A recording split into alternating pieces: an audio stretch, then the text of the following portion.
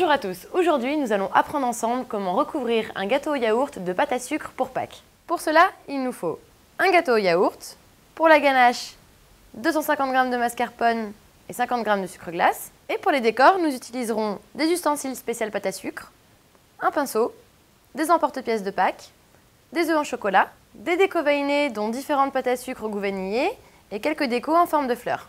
Donc, comme notre gâteau yaourt est légèrement bombé, nous allons commencer par égaliser la surface à l'aide d'un grand couteau. On va maintenant préparer notre ganache. Donc pour cela, on va ajouter notre sucre glace à notre mascarpone et on va venir détendre le tout à l'aide d'un batteur. Notre ganache est prête, nous allons donc l'étaler sur le gâteau afin de lisser la surface et de faire adhérer la pâte à sucre. Nous allons maintenant étaler la pâte à sucre. Donc petit conseil, utilisez un plan de travail lisse et sec et saupoudrez-le de sucre glace.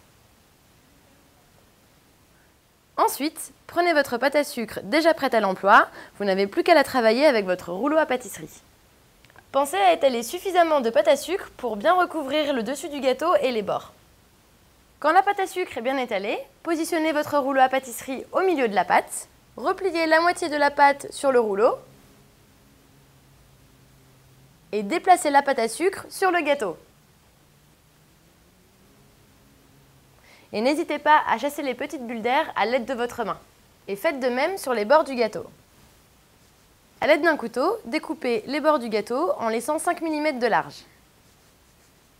Enfin, avec le manche d'une cuillère, rabattez le surplus de pâte sous le gâteau.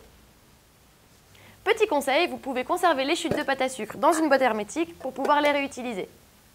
Allez hop, c'est parti pour l'atelier créatif. Nous allons réaliser de la lapin de Pâques en figurine avec de la pâte à sucre vanillée blanche et noire.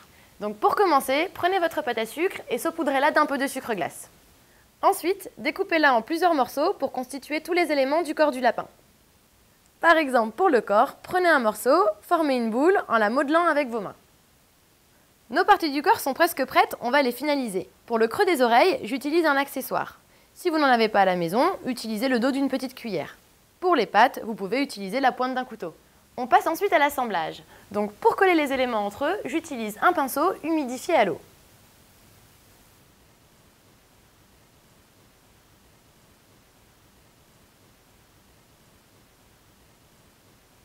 Nos deux lapins sont prêts.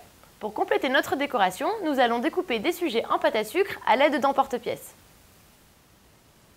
Ça y est, tous nos éléments de déco sont prêts. On peut donc maintenant les disposer sur le gâteau. Pour mettre en valeur les lapins, j'ai choisi de les disposer sur une fleur rouge.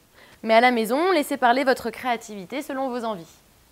Et pour égayer le tout, on parsème de fleurs blanches et violettes veinées. Aussi bon que beau, notre gâteau est terminé. J'espère que vous avez passé un agréable moment. Joyeuses Pâques à tous et à bientôt!